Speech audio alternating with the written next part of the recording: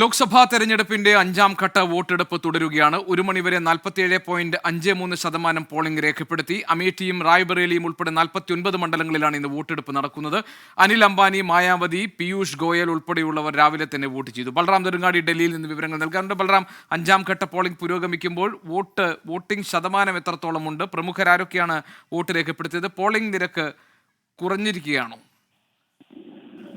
ഗോപികൃഷ്ണൻ, 3 മണിവരെയുള്ള ഔദ്യോഗിക കണക്കാണ് ഇപ്പോൾ കേന്ദ്ര തെരഞ്ഞെടുപ്പ് കമ്മീഷൻ ലഭ്യമാക്കിയിരിക്കുന്നത്. ഈ ഒരു കണക്കനുസരിച്ച് പോളിംഗ് മന്ദഗതിയിൽ തന്നെയാണ് പുരോഗമിക്കുന്നത്.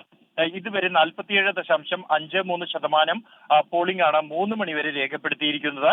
അതിൽ പശ്ചിമ ബംഗാളിൽ പോളിംഗ് നിരക്ക് 62.72% എത്തിയിരിക്കുന്നു. ഏറ്റവും ഉയർന്ന പോളിംഗ് നിരക്ക് പശ്ചിമ ബംഗാളിൽ തന്നെയാണ് രേഖപ്പെടുത്തിയിരിക്കുന്നത്.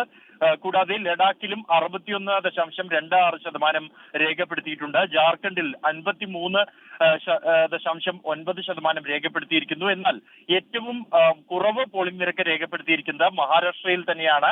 38.77% മഹാരാഷ്ട്രയിലെ 3 മണിവരെയുള്ള പോളിംഗ് നിരക്ക് എന്നുള്ളത്.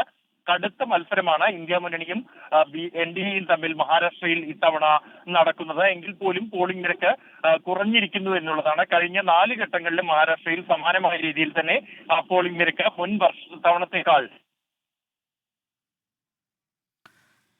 ശരി, ബൽറാം നെടുങ്ങാടിയാണ് വിവരങ്ങൾ നൽകിയത്.